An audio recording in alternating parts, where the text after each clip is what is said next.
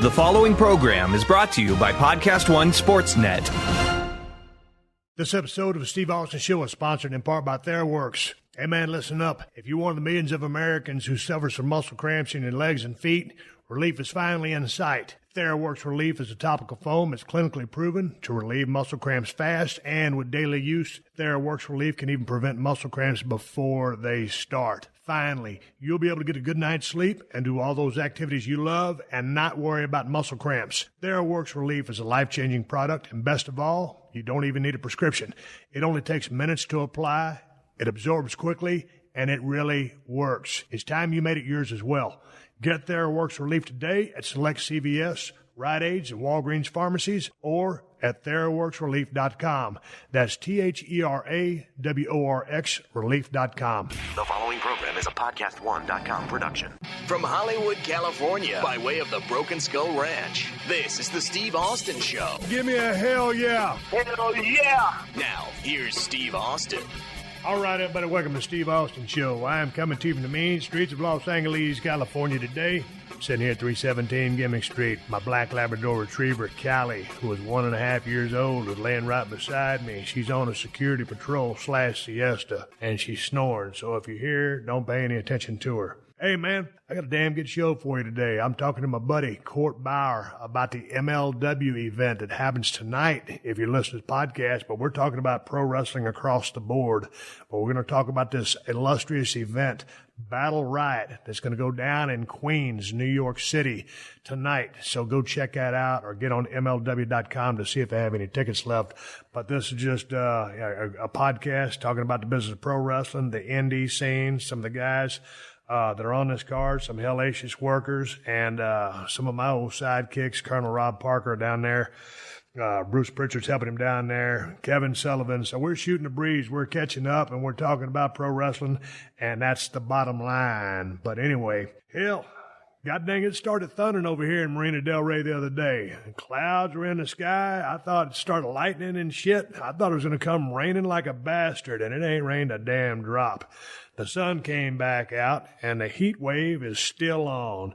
It's been hotter than blazes out here in Southern California, and when I say that, it's not very hot compared to other places, but out here in SoCal, it'll sure turn you into a weather sissy because it's normally about 65 degrees, damn near year-round. So I'm glad I got air conditioning at 316 Gimmick Street because I got that sumbitch set on 71. And every time my wife goes by that thermostat and turns it on 73, I turn it back down.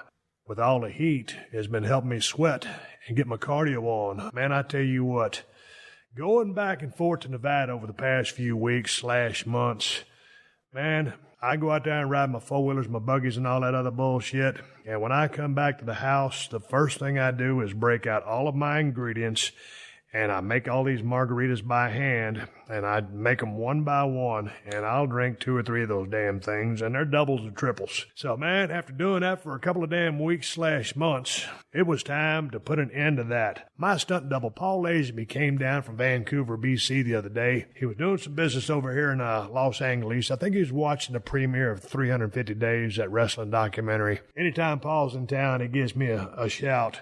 And he comes by and we go out and eat or bullshit or do a podcast. And we went out to eat. We didn't do a podcast because we were talking about other stuff, but we did drink. And Paul don't really drink a whole lot.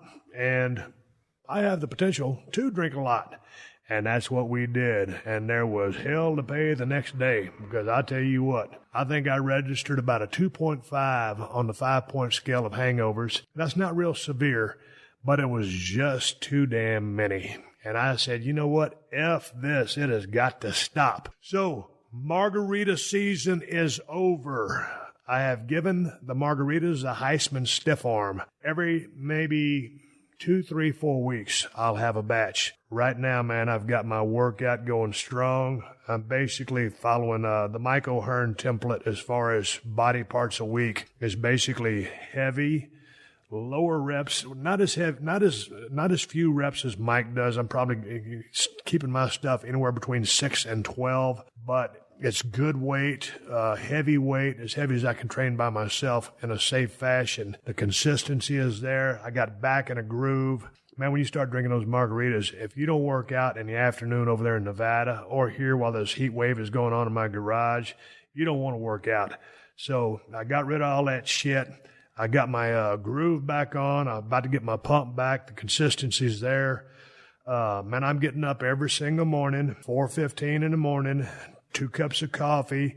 I'll shoot down to the gym. It's about a half mile from my house and get all the basics in. Come back, take the dogs on a 25-minute walk, and then this evening, as usual, I've taken my Assault air bike over to 316 Gimmick Street and into the air conditioning. So I get on that bastard every night and crank out about 30, 40 minutes of cardio at about a medium pace. And hell, I've already dropped 5 pounds in 3 days, and it's just from cutting out them damn margaritas. So the kid is tuning back up. I was just over in Malibu, California, talking with Mark Bell of Super Training Gym. He's getting ready for a bodybuilding contest in Sacramento, California. I believe it's August 25th. He's getting tuned up for that. He's really losing weight. He got off the ketogenic diet and got onto basically a bodybuilding contest diet with about 340 grams of protein, about 150 carbs, and about 60 grams of fat.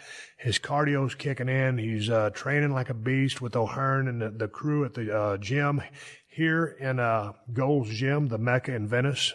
He's out there in Malibu. They rented a house for about a month. I went down there and did his podcast. But we had an interesting conversation about nutrition. It was interesting to see Mark go from a ketogenic-based diet all of a sudden to, a carb-based diet. And although that is kind of low carbs, I'm thinking it's because he wanted to get a little glycogen in those muscles. So, when he gets ready to deplete, he'll probably take them back out, get really tight, and then put the carbs back in. But anyway, that's a whole nother story for a whole nother day. But my training is going good. I took off long enough.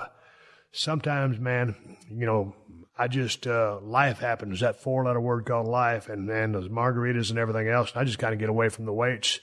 And, man, I've been training since I was in 5th grade. And it's always be a part of my life. But, man, I tell you what, I always walk that line between, wanting to look good and train hard in the gym, but also, enjoy life and have a couple of cocktails. So it was about time to kick the cocktails to the side, and the kid is back in the gym and swinging hard and training heavy with a lot of volume, and I'm digging it. Things are going good on that front. I'm getting ready to take a trip down to Texas to see my relatives down there and do some visiting and to pick up a couple of things down there. I'm looking forward to get down to Texas. It's going to be hotter than hell down there, but I'll see a lot of my old friends and go out to eat at a couple of restaurants and get my groove on, train over there as well. So I'm looking forward to getting to Texas and coming back here, and I'm looking forward to getting back to Nevada. I'll tell you what, maybe about a year or two, I might start easing towards Nevada, and maybe 80-20 in Nevada, California, maybe 70-30. I don't know, some kind of ratio. I got to make it work, but I'm enjoying being out there. It's been a good move. I miss Texas. I miss the brush country. I miss the hill country as well, but we're going to be in that, so I'm looking forward to seeing my friends. And anyway, that's enough of me rambling. I think you'll enjoy the podcast today. If you like pro wrestling, that's what we're talking about, so I think you're going to dig it. Bauer, MLW, they've got the Battle Riot going on, and it's in Queens, New York City. So if you're local, check it out tonight. If you're not local and you're listening to this podcast, check it out a week from this Friday. So it looks to be a very promising show with a very athletic, eclectic bunch of badass professional wrestlers, some tried and true veterans and a lot of up-and-comers and just different styles. So I'm looking forward to be a good show with Bauer and, Bruce Pritchard, Kevin Sullivan down there helping him. It should be a hell of an event. Anyway, let's get to my conversation with Bauer and talk about that illustrious event. But before we do that, do you think you're brushing your teeth correctly? Turns out most of us are brushing our teeth wrong, not for long enough, and forget to change our brush on time. And that's because most brands focus on selling flashy gimmicks rather than better brushing. But not Quip. Quip is an electric toothbrush that's a fraction of the cost of bulkier brushes. Also, Quip's built-in timer helps you clean for the dentist-recommended 2 minutes with guiding pulses that remind you when to switch sides. With Quip subscription plans, they are focused on your health. They deliver new brush heads on a dentist-recommended schedule every 3 months for just $5, including free shipping worldwide. And check this out. Quip also comes with a mount that suctions right to your mirror and unsticks to use as a cover for hygienic travel wherever you take your teeth.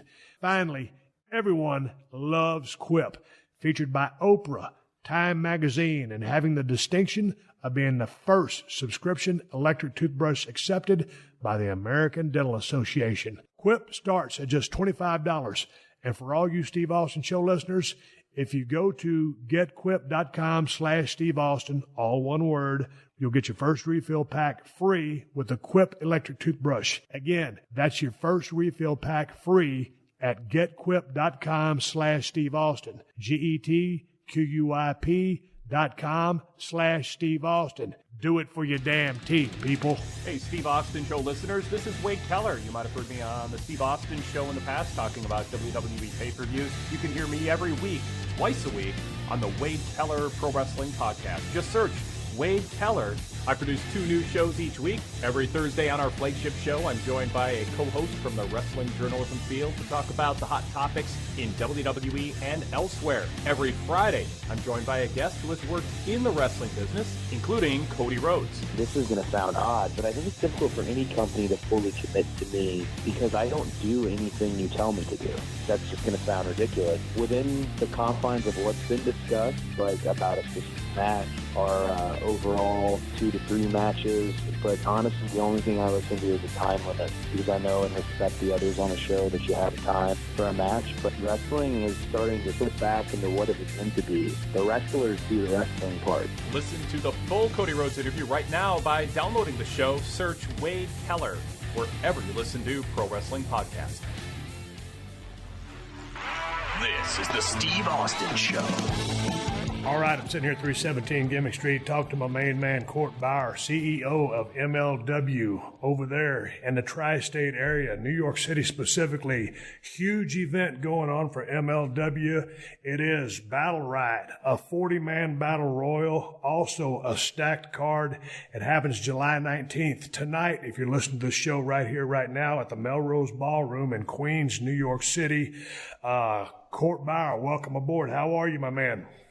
Good, man. As I'm talking to you, I can see Kevin Sullivan walking by getting ready for a pre-tape. I'm here right now at the TV Hotel, which is in wrestling parlance where everyone kind of sets up shop for TV, whether it's WWE or for us. We do our pre-tapes here. We have a few rooms that we set up kind of like these makeshift studios for interviews, which is what WWE used to do in the 80s.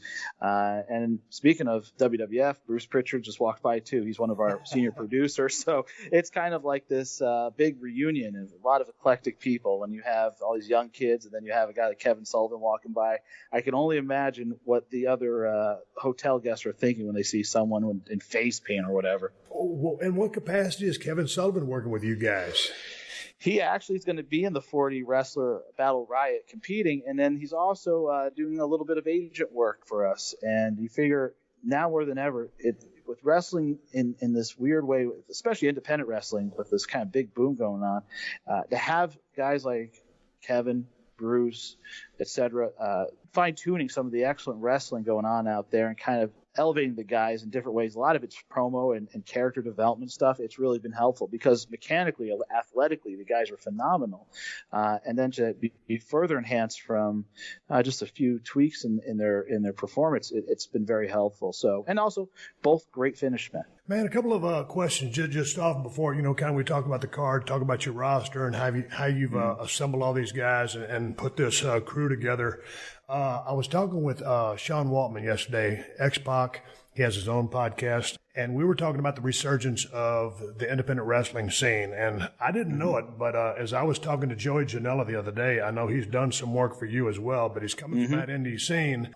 How do you explain the resurgence or just kind of the kind of boost in the independent wrestling scene? Why is it bigger and better probably than it's ever been? I think it's always been the case with pro wrestling experiencing this big surge of excitement, awareness, popularity.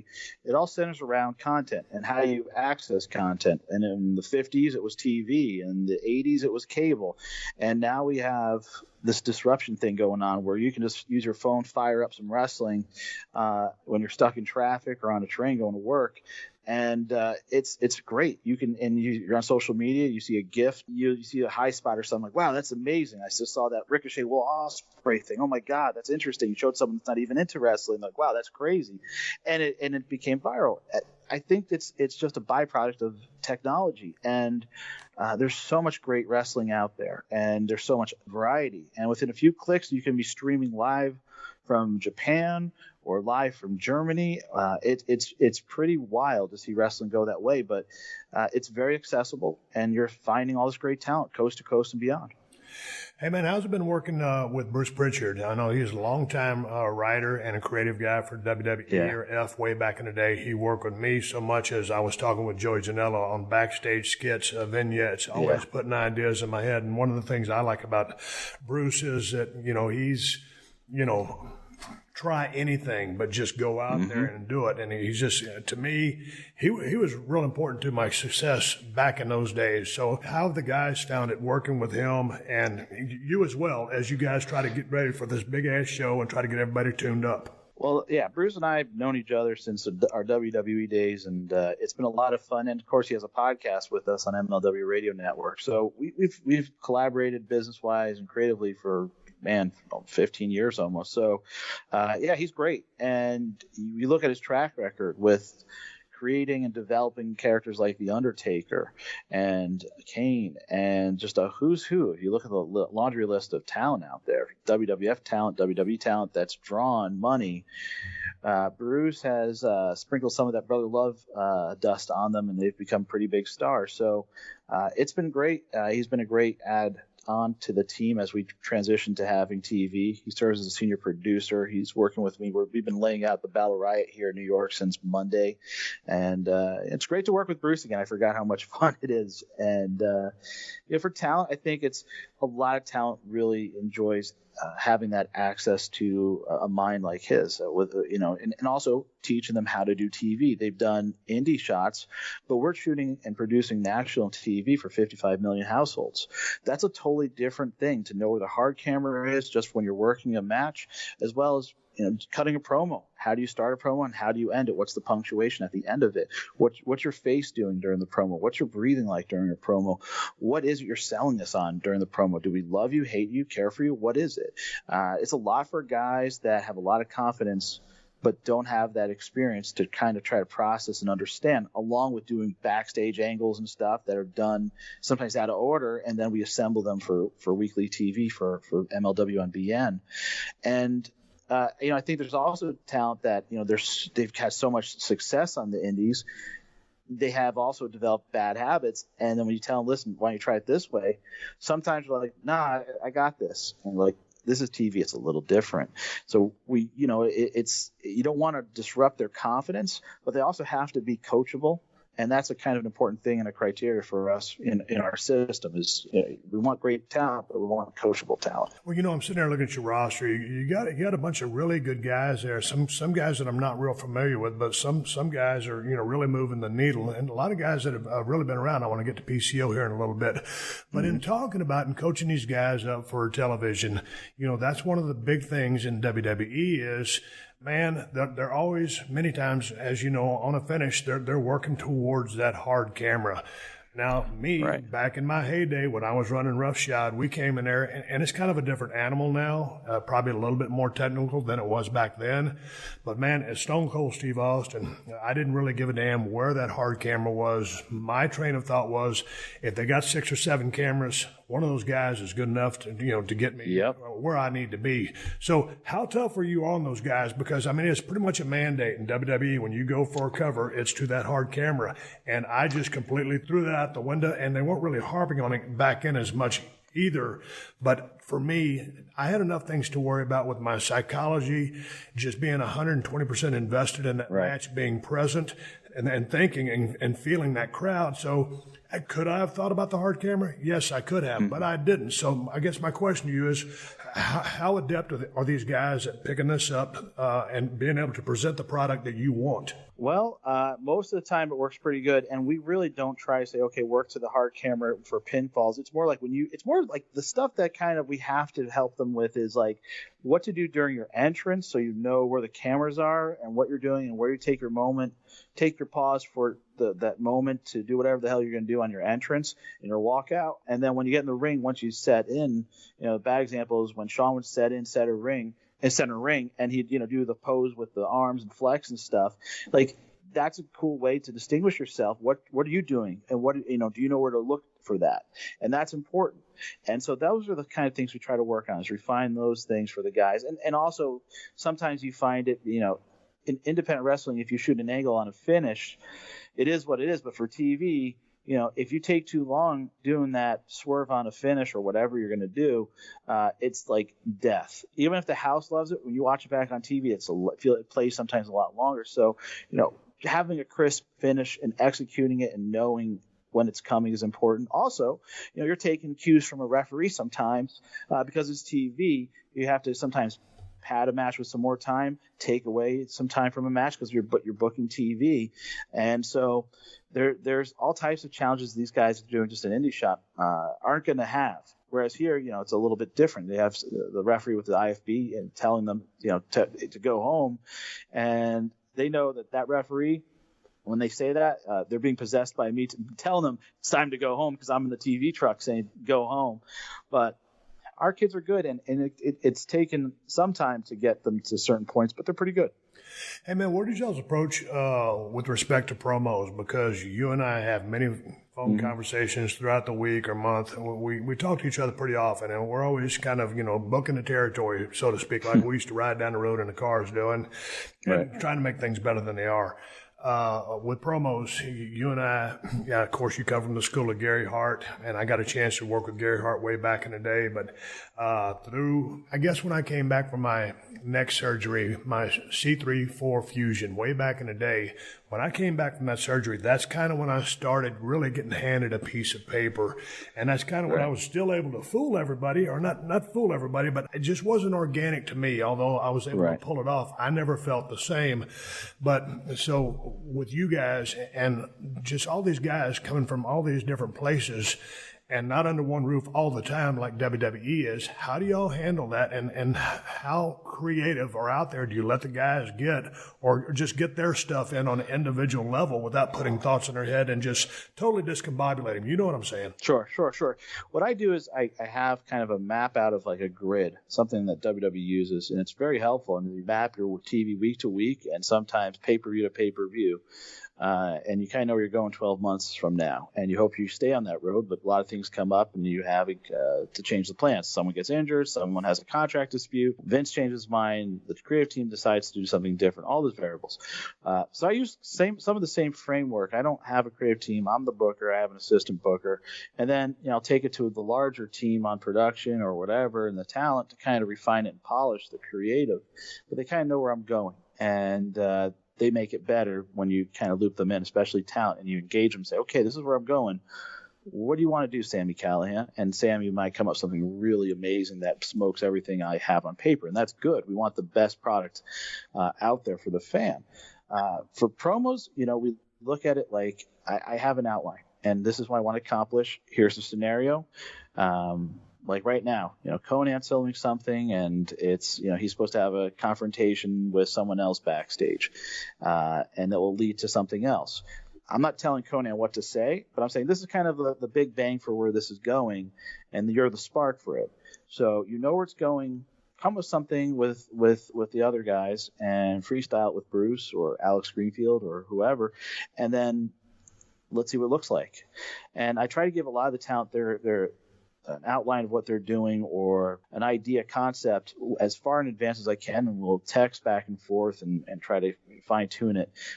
So I really put it on the talent. I want them to have ownership of where they're going. So the more this sounds like them, the more it's true to them, the more they're engaged and invested in their storylines, their feuds, their angles, the better it's going to be. And so that's what I really try to do. And we're pretty organized with that. We don't, there's not many Showtime changes unless a guy misses a flight, and you're like, okay, well, we got to put someone else in this match. So time to freestyle. And what I also do for my producers like Bruce and Alex is I'll allow them to do freestyle pre-tapes if we have the time. All right, take some guys and be a mad scientist in the lab, do something. And half the time, if not more, we end up using that stuff. It's nothing that anyone's thought of. It's just, well, that's cool. Maybe we can do something with that. So it's a little bit kind of an open, creative environment a bit. So I let the guys kind of have their fun, let the talent get their thing.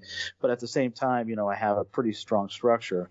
And when you have those I call them flex segments, we might get some gold out of it. We might hit oil. So I guess we're just kind of, as we go along, experimenting. Man, when I'm looking at this roster, I see a lot of high flyers. I see some brawlers. Yep. I see some technicians. I see a bunch of lucha guys, which I love that style. You got some MMA guys.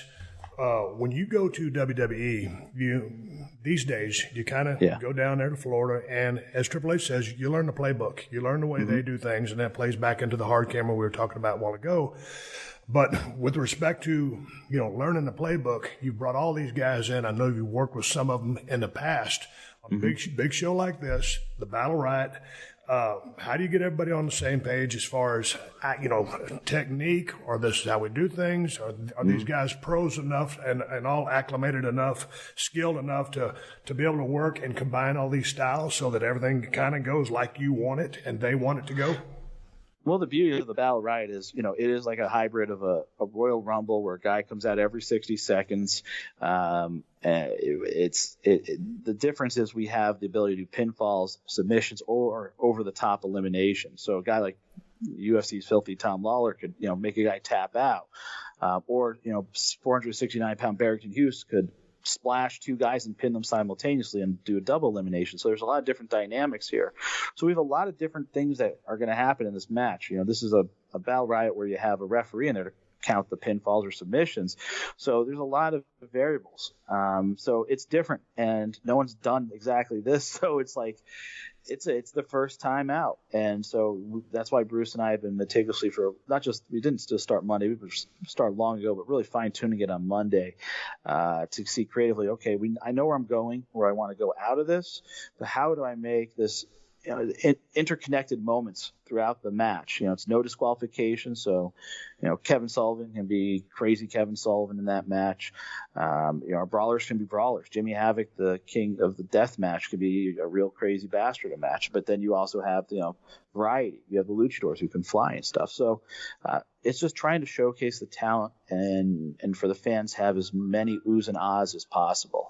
And also, you have to kind of balance in a match like this. It could be a real cluster, is to kind of always have a rhythm of veteran to a younger guy that may be less experienced with this kind of scenario where you have to hit cues for eliminations. And this is a little different than just working a one-on-one match. It's a lot different. And so you're in New York. And not to say it's a special market, but New York fans don't mess around. So you better be on your game because they're going to eat you alive if you're not. So there's a lot of pressure on the talent. There's a lot of pressure on me. There's a lot of pressure on my team that this thing deliver. And so we're excited about it. We have just a few handful of tickets left. Most of our ticket tiers are sold out, but you go to MLWtickets.com.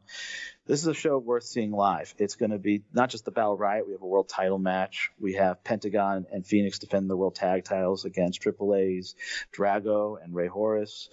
We are going to crown our first middleweight world champion as Joey Ryan takes on MJF, and Brody King versus Jimmy Havoc. It's a packed show. Like you said, PCO, Pierre Carl Ouellette is on the show.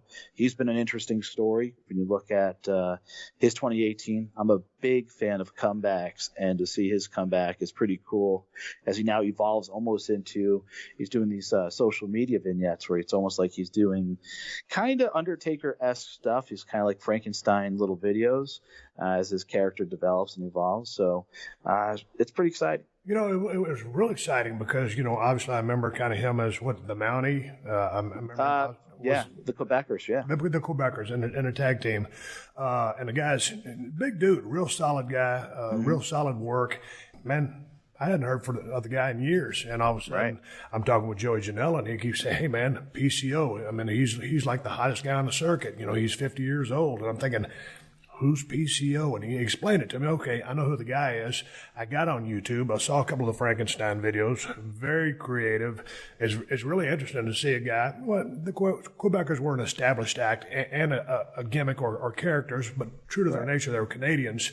But so what did you think when you saw this Frankenstein creation? Because the guy that's with him, I guess they're drinking blood. The long-haired guy kind of spits it out. I mean, I'm a big fan when guys really go to a strong character-based stuff, but they have the work to back it up. But obviously, and looking at his picture on the internet right now, he's not doing the Frankenstein thing for you guys, is he?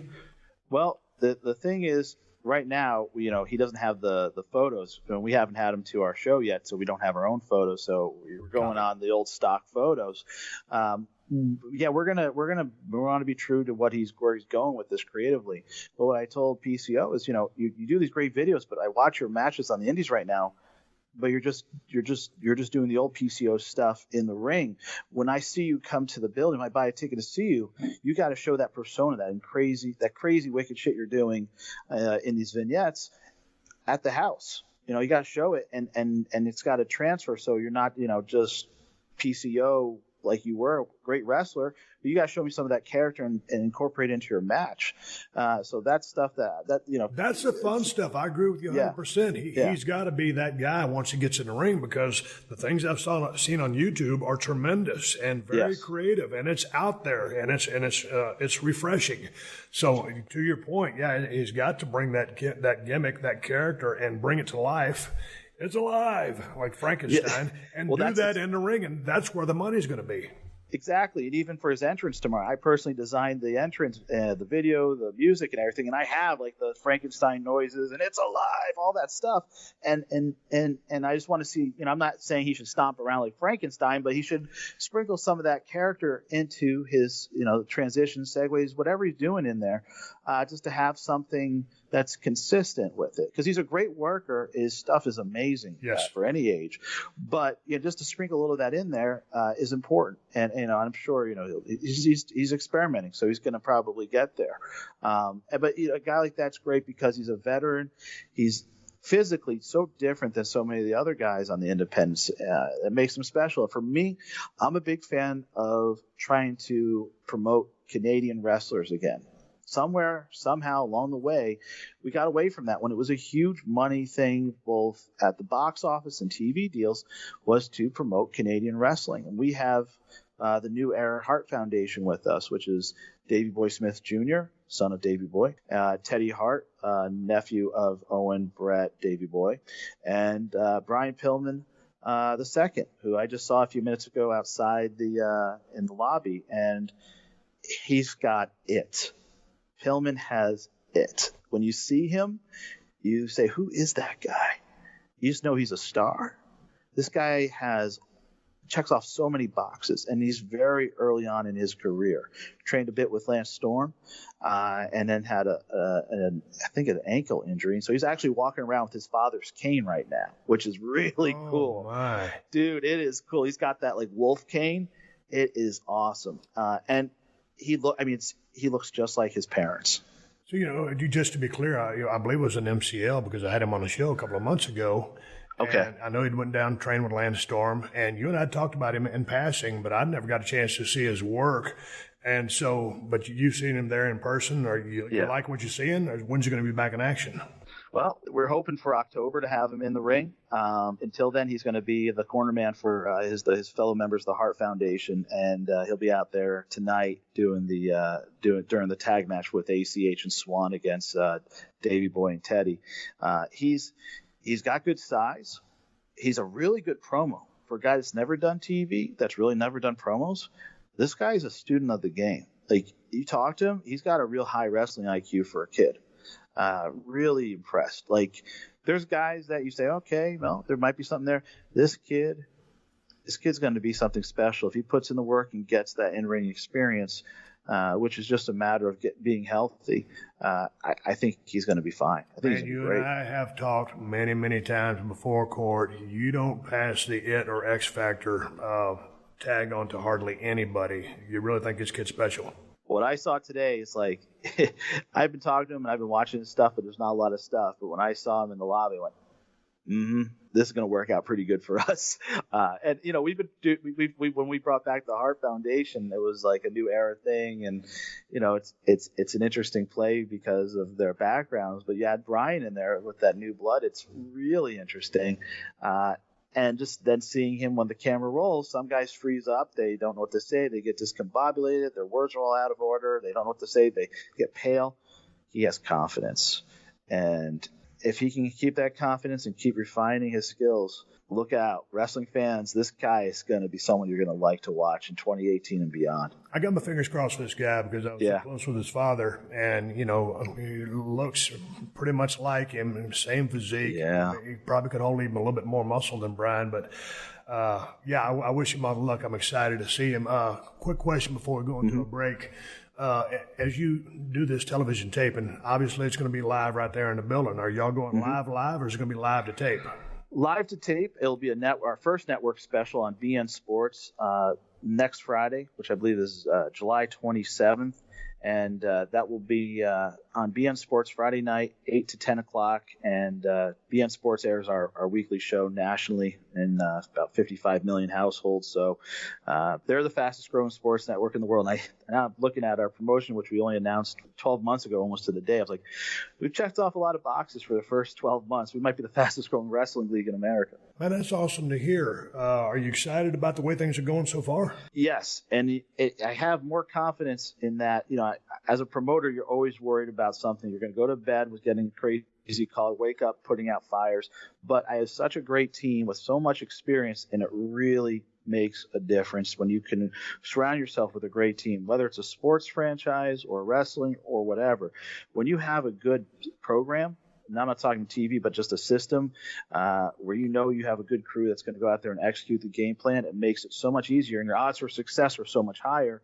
And there's something to be said about chemistry in the locker room and behind the scenes. And so far, it feels like we got a good amount of chemistry. Before we take a quick break, Court, tell people about the show one more time, where they can catch it live, where they can catch it next week. All right. It's in Queens, New York at Melrose Ballroom tonight. Doors open at 6 o'clock. You can get tickets in advance at MLWtickets.com. A few tickets are left. There's going to be a meet and greet with some of the wrestlers, and it's a who's who. You have guys from all over the world in the show tonight, and I guarantee it's going to be a great time. This isn't independent wrestling. This is a major league production. They get the lights, the cameras, the whole big experience. So if you want to go out and have a good Thursday night, tickets start at just $20, and you're going to see a loaded card for just $20. All right, let's take a quick pause for the calls and give big ups to TrueCar. These days, news travels lightning fast, which is great if you're a sports fan. Between status updates and breaking news notifications, you can always be up to the minute on every team and every game. While this is great for sports, it's the exact opposite when it comes to buying a car. Go online and you are bombarded with numbers like invoice, list price, dealer price. It's hard to know how to recognize a good price. Not anymore. Introducing True Price from TrueCar. It's the only price you need to know because it's exactly what you'll pay for the car you want, including fees and accessories. How do you know if your True Price is a great price? Because TrueCar shows you what other people paid for the same car you want, so you know how to recognize a good price. And your certified dealers know this, so they set their True Price competitively so they can win your business. So when you're ready to buy a new or used car, visit TrueCar to enjoy a more confident car buying experience. Some features not available in all states. You're also going to need car insurance for that new vehicle. Go to geico.com, and in 15 minutes, you could be saving 15% or more on car insurance. That's right. Save hundreds of dollars on car insurance at geico.com. Extra money in your pocket? It may just be the most rewarding thing you do today. Hey, podcast fans, do not miss John Taffer, No Excuses, right here from your friends at PodcastOne. Shut it down and listen to John, the award-winning hospitality legend from Bar Rescue, as he brings his straight talk and unapologetic approach to daily topics and current events. You don't want to miss his latest interviews with Adam Carolla and fantasy sports expert RJ Bell. Subscribe and download John Taffer, No Excuses, every Tuesday exclusively on Apple Podcasts, PodcastOne.com, and the Podcast One app. Also, remember to rate and review because we always appreciate your feedback. Hey man, are you hiring? Are you out there posting your position to job sites and waiting for the right people to see it? Well, ZipRecruiter knew there was a smarter way, so they built a platform that finds the right job candidates for you. ZipRecruiter learns what you're looking for, identifies people with the right experience, and invites them to apply to your job. Hell, my producer Sean, his buddy just opened up a restaurant, and he fully staffed his restaurant in just a few weeks. To boot, almost 80% of those candidates were in his account in just one day. And guess what? Sean's buddy's restaurant is getting rave reviews for service. The right candidates are out there.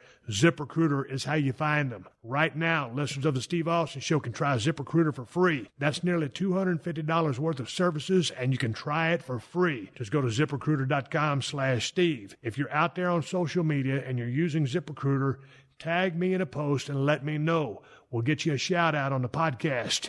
Again, that's ZipRecruiter.com/Steve to try ZipRecruiter for free. ZipRecruiter, the smartest way to hire.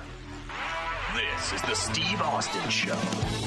All right, I'm back with Court Bauer of MLW. Battle Riot is what we're talking about. It's tonight at Queens, New York at the Melrose Ballroom. Court, this is an awesome roster you have assembled here for the 40-man Battle Riot. Also the matches I want to get into here in a minute.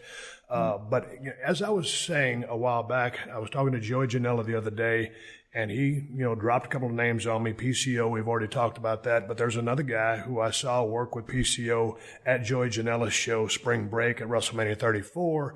I think that the event happened about 12 midnight and ran until about 4 in the morning. But there was a lot of buzz over one particular match. Many consider it one of the best matches of the weekend, if not the best, according to what I heard. And it was PCO versus a guy named Walter.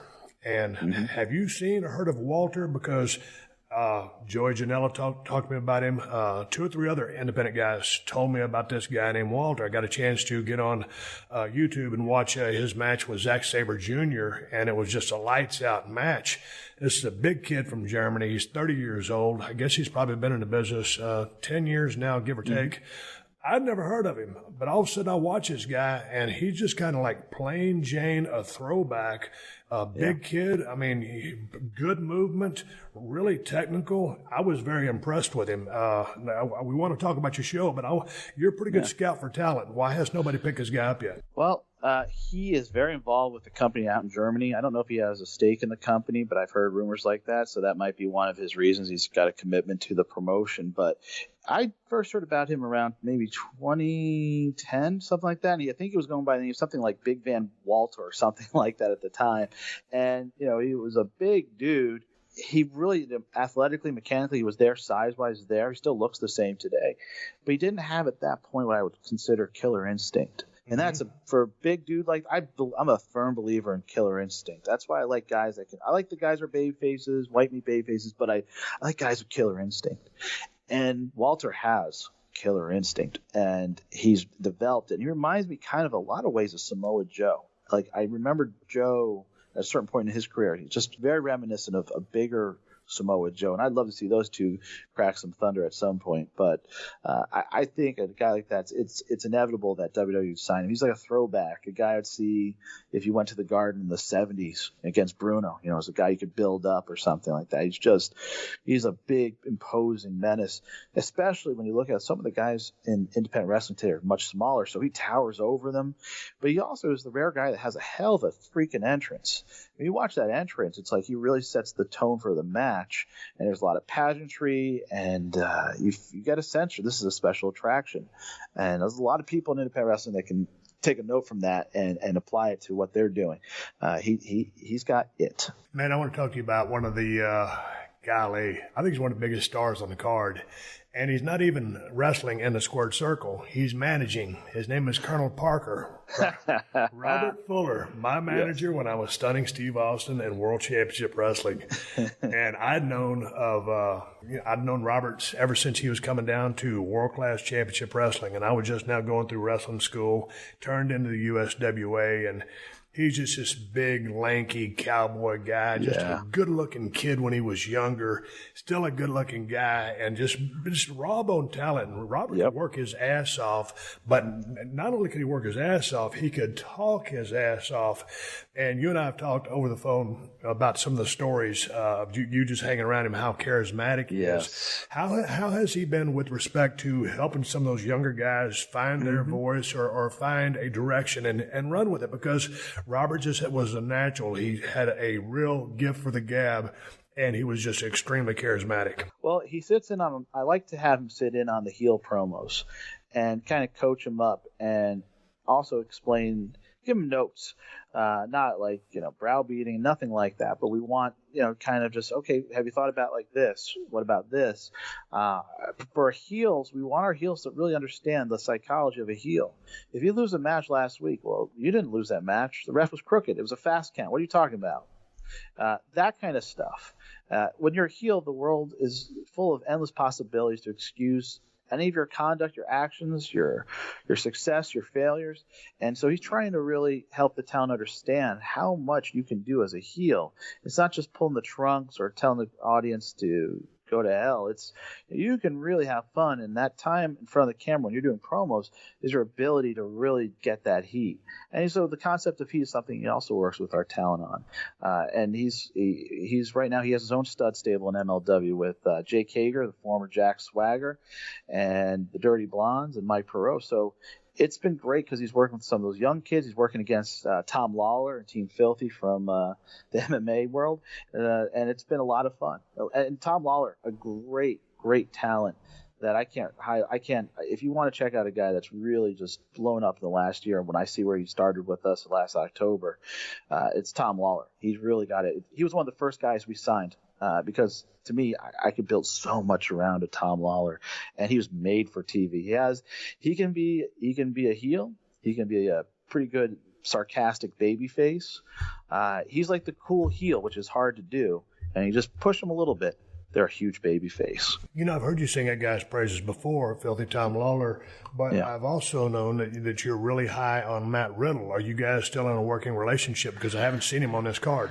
No, we love Matt, and Matt loves us, but at the time he's has a contract that does not allow him to do TV, and he has to honor that, and we have to honor that as well. So for the moment, unfortunately, Matt is unable to participate, but we are huge fans of Matt, and I'd love to see Matt in WWE. I'd love to see Matt in New Japan. He has it. I loved working with him. I know Bruce loved working with him. Bruce really got him pretty far doing promos to a place that I didn't expect. He really just took him to the next level. And that's the great thing about Bruce. If you're willing to allow yourself in, he'll give you some incredible opportunities to up your game. And I thought Matt did that with him. There's no doubt about that. Bruce is phenomenal at that. Going back real quick, a question about Colonel Robert Parker and his relationship with Jake Hager, who was formerly Jack Swagger in the WWE. Now, when he was with WWE, he was with the one and only Dutch Mantell, who mentored me riding up and down the roads in Tennessee. I mean, Dutch has a gift for gab as well, and it's just like Robert. It's just hard-earned knowledge and years and decades in the business. So Jake leaves Dutch, and now he is with Robert. There's so many similarities with that Tennessee mentality and a Tennessee psychology. Has he been able to get in his head and help him any? Yeah, I think they're finding a groove. We did a shoot actually in an MMA gym last Wednesday in Orlando, and so we spent a lot of time down there. And Colonel, if you want to sit under the learning tree, he's happy to teach and also tell incredible stories. And so I think it's been a nice marriage in terms of a traditional manager with a big 6'7" bruiser. And people ask me, what is Major League Wrestling? What makes it different from WWE and all the competition out there? And I said, it's kind of like, it's as close to a throwback territory as you can get. It's like territory. It's a territory promotion for millennials is probably the best way to put it. We have Tony Schiavone doing our play-by-play, and you have this small, intimate atmosphere, almost feels like TV studio wrestling. Then you have traditional managers. We have now Conan. You have guys like Kevin Sullivan, but not, they're used in the right way. They can talk and really hype things up, but also be great for pre-tapes. You have Colonel Parker, Selena De La Renta, who's a young and up-and-coming girl.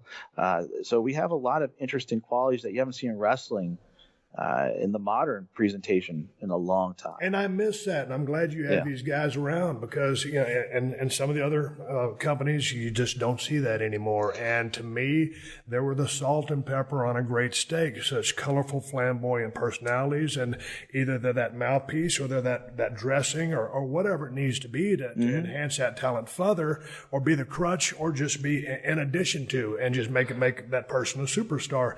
So it's refreshing for me to see that, because the way I grew up watching wrestling when I was 7 or 8 years old and going through the territories and having my share of managers, and whether I liked them or not, or wanted them with me, I wanted to be a solo act, but nonetheless I learned a lot from them, and they're just, to me, they're part of the landscape that is pro wrestling.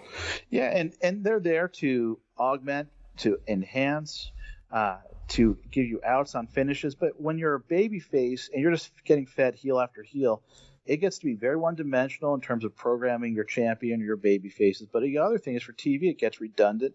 But when you're fighting a cause, whether it's Bobby the Brain Heenan, Jim Cornette, Paul Heyman, or the Dangerous Alliance, Colonel Parker and the Stud Stable, you can go through a lot of guys, but you're still fighting Colonel Parker, Bobby Heenan, and all of their guys. You're fighting cause. Gary Hart. You go on forever. The Von Erichsen, Gary Hart. I mean, it went on forever. So that's something that I really believe in. It's not like, hey, we're just going to do throwback and it's going to feel like it's 1978. No. But we're going to take those elements and the DNA that worked back then and apply it to a modern product. Absolutely. I'm sitting there looking at the World Heavyweight title fight between Ray Phoenix and Pentagon Jr. versus Drago and Ray Horace. Man, there's lots of color going on there with all those costumes and luchador outfits. And you just mentioned the young lady's name, who's the manager of Phoenix and Pentagon Jr. What's her name? Selena De La Renta. Okay, now, has she been around a while? She's been in the business about 2 years. She's about 21 years old. Okay, now, is she speaking for these guys? Because I was fortunate enough to meet Phoenix and Pentagon Jr. at WrestleCon at WrestleMania 34, and I'm huge fans of these guys, so it was a pleasure for them to take their mask off, and I was just sitting there chatting with them, in American. So is she speaking for them? How have you constructed, or how have they decided, or you guys decided to present them or do their promos? Well, for Selena, it's, creatively, she's kind of like, the influence for the character came from Don King and also Conan, who is still to this day a power broker in Latin America and Mexico, a pipeline to the States. And so we kind of make her, some of our managers are called promoters. And so she's a promoter. She has her own thing called Promociones Dorado. And believe it or not, people actually send in resumes to try to be represented by her. It's a shoot.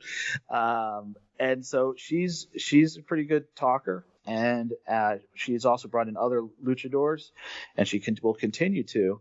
And so she's also she manages Low Key, who's the World Heavyweight Champion. And so right now, guys like Shane Strickland are fighting a cause. They're fighting Promociones Dorado and all these guys, and she's behind it all. So that's kind of in essence what we have there. And Pentagon, he speaks English, so does Ray Phoenix, and at a certain point, you'll get to hear from them.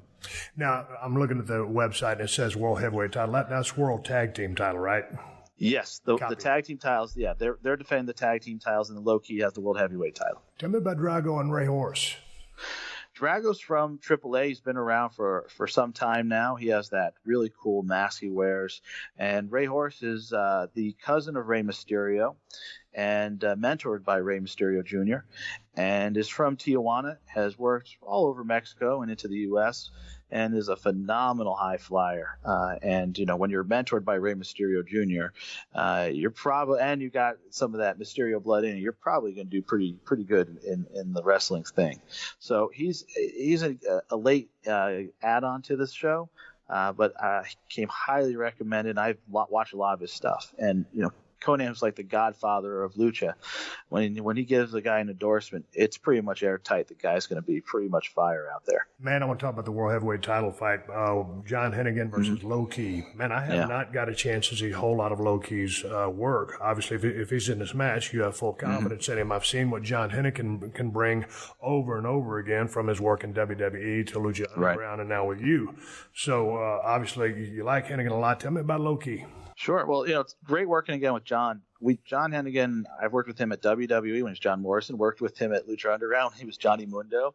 And so I don't know if we have to come up with a new name for him in Major League Wrestling, but someone recommended Juan Mejor or Johnny Fusion. But right now he's just John Hennigan. I just keep it straight. But Low Ki I've known Low Ki for almost 20 years. In fact, the original MLW, he was a pretty big attraction for us and was part of a stable that had Gary Hart managing him. In fact, our last TV show before we went off the air, Low Ki and Gary Hart and Homicide are in Westchester, New York, hunting me down, looking to pay me a visit as a promoter to intimidate me or do whatever the hell they were up to. So Low Ki and I have gotten back for many years. We've been friends for a long time, even if we weren't working together. I really respect his work. He's a no-nonsense worker in the ring and as a professional outside the ring. He's real straightforward. He's phenomenal. I've always gotten along great with him, and he looks at the business like a fight, and so he approaches his matches like they're fights.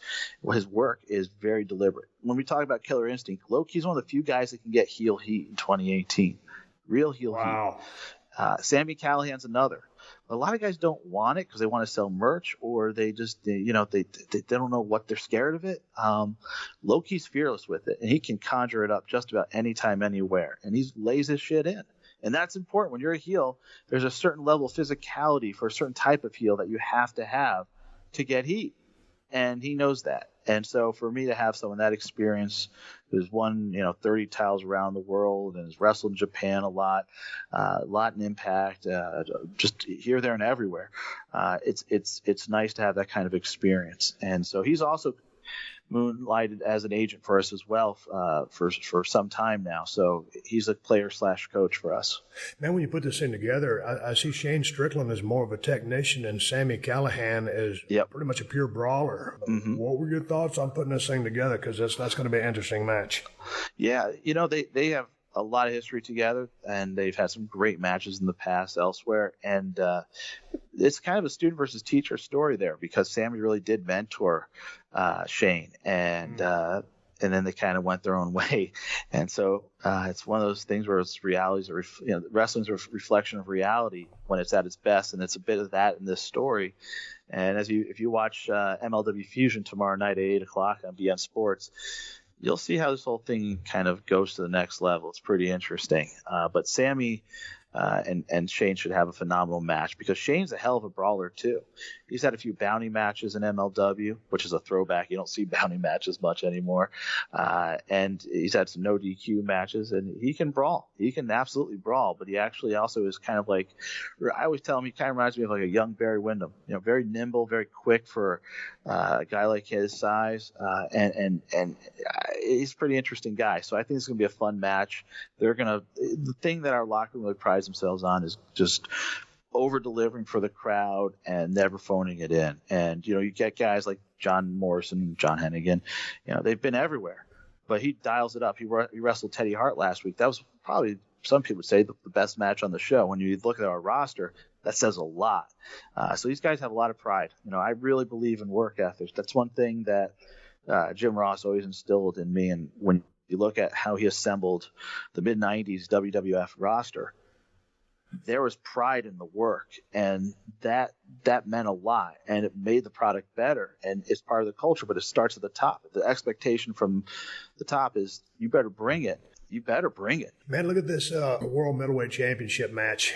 How far out will you let Joey Ryan go against MJF? Let me make sure that was the correct phrase, because he can do, let's call it Gaga with the best of them. But you're a little bit more wrestling oriented as far as just that entertainment factor. How far will you let Joey go? Because he's kind of a polarizing figure. Right. He's bar wrestling here in Los Angeles. Janela worked a shot for him the other day. I hear about this guy all the time. See him all the time time on social media. Some people love him, some people hate him, depending on who you're talking to, but the kid's a performer. Yeah, here's the bottom line. The guy draws. The guy sells tickets. Whenever I've promoted him on a show, I'll tell you this, within minutes of announcing it on MLW.com, we sell a lot of tickets. And as a promoter, that's the bottom line. You ain't kidding, brother. That's it, man. That dude sells tickets, and he's good. And I'll tell you, there are a lot of guys that get over that become pain in the asses. Joey is as easy as it comes. You can't get easier than Joey. Joey Ryan is a real pleasure to work with. In fact, he's doing pre-tapes right now, and he's really good. And so I want guys that are over know how to get over, because if you get over one place, typically you might be able to get over another place. And wherever I've taken him, he sold tickets from me in New York, down in Florida. I guarantee wherever I go next, he's going to sell tickets. So I welcome those kind of guys. As far a guy like Joey, what you do depends on the scenario, and if you're doing TV, and also what's your crowd like. But a guy like Joey also has like the rated R version, the PG-13 version, the PG version, and the G version of what his act is. Perfect. A real pro does that. Yeah. And so that's the roundabout answer to it. Hey man, before we sign off, I want to get your when you decided to put this thing together, this Battle Riot. How did this come to you? I got to do this thing, and it's going to be 40 guys, and we're going to call it the Battle Riot. Well, back in 2000, talk about what the winner gets. Go ahead. Sure. So in 2004, this was the original idea. I was going to do an MLW, and then we didn't do it. I pitched it to WWE when I was there, and, well, they had the Royal Rumble. I get it. So it didn't happen there. Then a few months ago, I knew we were coming to New York. I'm like, well, there's three things you can do. You can either book someone that is a huge star and just hope that people buy tickets and that guy delivers doing media and you have a great match and all that. You also can do a special attraction. You can do some celebrity stunt thing. You have when you're a promoter, you have a few cards up your sleeve. You can put on just a great match. I went with spectacle. I believe that once in a while, a spectacle can get buzz. You can't do it every show, but when you do the spectacle at the right moment, the right time, there's nothing bigger. And for us, by design, when you do 40-man Battle Riot, you now have 40 different wrestlers promoting, pushing, and talking up this one match. And there are also in other matches, because really Battle Riot, you're not going to have 40 guys in there for the length of the match. So it allowed me to spread it around, have a ton of talent that's over with a huge following in some cases, promote. And for me, for TV, I knew I was talking about doing a network special. We have a great partner. They wanted something big. And so with their support, we made this happen. And so for us to do a 2-hour special, this doesn't make sense unless we have BN involved. So that was kind of the backstory on this 40 wrestler Battle Riot. And now, it's a very big, I'm not going to lie, it is a very big undertaking. But again, with the support team I have, I was sleeping a little bit better at night, but I'm probably not going to sleep that much going into this one tonight in Queens, New York. The winner gets a title shot anytime, anywhere. So once they win, it's on. So it's kind of a mashup of a few different concepts that have been done in the past with some new stuff sprinkled in. And it's going to be interesting because you have so many different ways to eliminate guys: over the top rope, submission, pinfall. You could have, for example, Tom Lawler and his Team Filthy teammates lock on a few submissions and tap out a big dude. You can have a pile-on submission. There's a lot of cool ways and crazy scenarios that play into this. You have a match where you have 469 pounds Barrington Hughes, a super heavyweight, but also you have Hornswoggle in the match. And there's going to be surprises, and there's going to be legends, and the best thing is Tony Schiavone is going to be calling it all. It's going to be a lot of fun. So you got to do something special when you come to New York, and we want to make a big splash and be memorable. And I think if I had probably promoted anything else, I don't know if we would have talked about on this podcast, because this is different. It is a spectacle, and I guess that's by design what I wanted for this. So hopefully mission accomplished. I mean, ticket sales we sold out, and then we opened up more seats because we had production kills. And production kills are when you look at the bill in the final run through, you know where the cameras are, and you know where the entrances are and stuff like that. And you say, okay, we might be able to add a section here, or add maybe 4 seats there. And so we got the okay to do that, and so we were able to make a few tickets available. So if you look at MLWtickets.com now, they may still be available, but no guarantees. So check it out, MLWtickets.com. It sounds like a super spectacle with a lot of hungry guys out there giving it their all and, trying to put on a good show for everybody and, get that world title shot down the line sometime. So I'm looking forward to watching this event. Not all these guys are indie wrestlers. Some of them are. And so just in my conversations, like with the Gregory Irons, with the Joey Janela's, I've always been a federation guy. I've always been in a minor or major wrestling company. So I'm not real knowledgeable about the indie scene, but after talking to some of these guys, I've really kind of focused a lot of my time and effort into watching more of their stuff on YouTube. And don't get me wrong, hey man, WWE, that's big time, and that's more power to them, and that's where I come from, and I paid my dues in smaller federations. So it's really refreshing to see a lot of these guys out there, these different, a lot of diverse wrestling backgrounds and stuff like that. So I'm excited. I got a chance to watch a lot of these guys on YouTube and research them and see what they're bringing to the table. So I'm looking forward to watching the event. Just, it's something different. I think you hit it right on the head. I think you've got a great talent roster, some great individual and tag team matchups, and you've got a lot of guys there that can work their ass off, and I'm looking forward to it. So tell me one more time, Court. I'm over here in West Coast, California. When can I watch it, and where's it going to be at? And plug the show live for the people local here tonight. You'll be able to watch it July 27th, next Friday. Copy. On BN Sports, 8 to 10 p.m., BEIN Sports. It's available coast to coast, nationwide, also in Canada and Puerto Rico. And we'll also we put every episode, you can binge on MLW Fusion, catch up on the whole show, all 14 episodes now, for free on our YouTube channel. Commercials are edited out. The show airs uncut, unedited otherwise.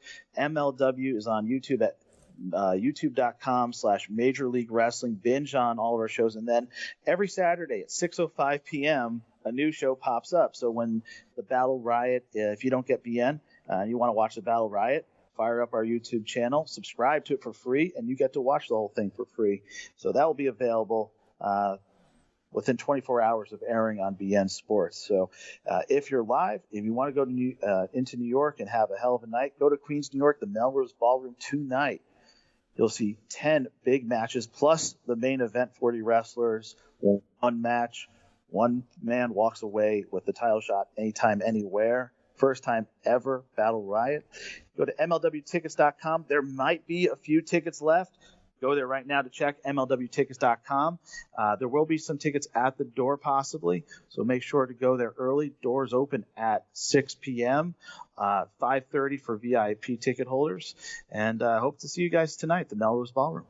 Hey, man, before we sign off, please tell Pritchard and Kevin Sullivan I said hello. I know there's probably a crew of guys that I probably know as well, but I haven't heard their names. Tell those two cats I said hello. It's been a long time since I talked to either one of them. I wish all of you guys, in management and all you guys that are the agents and all the guys that are going to be in the ring and the gals or whatever, I wish them all the best of luck. I hope you guys put on a kick-ass show, and hopefully it's an extravaganza and a big success for all of you.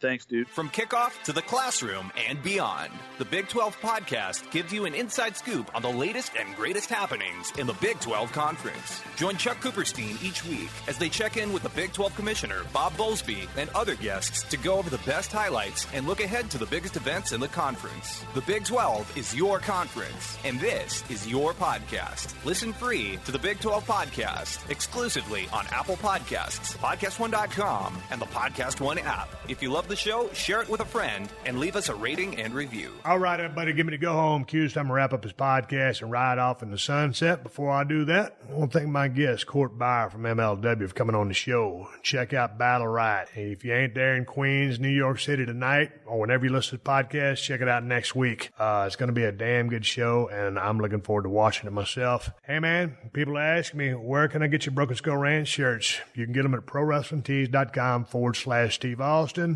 And that's the bottom line. If you were thirsty, which I am right now, if you want a damn good IPA, I have one for you.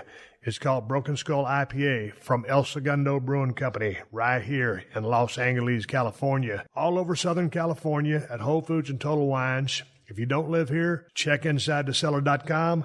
Hopefully they got some in stock and see if they ship to your state. And if you're looking to get a badass pocket knife to open up your bills, your fan mail, or to save your life, check out the Cold Steel Broken Skull Knife or the Cold Steel Working Man's Knife. You can get both of them at my new Amazon store.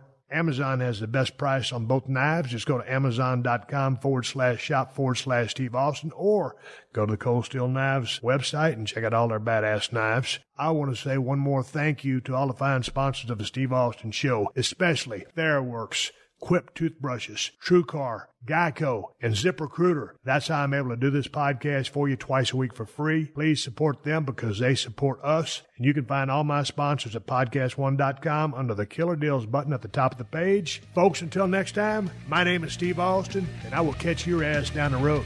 This has been a Podcast One production. Download new episodes of The Steve Austin Show every Tuesday at PodcastOne.com. That's PodcastOne.com.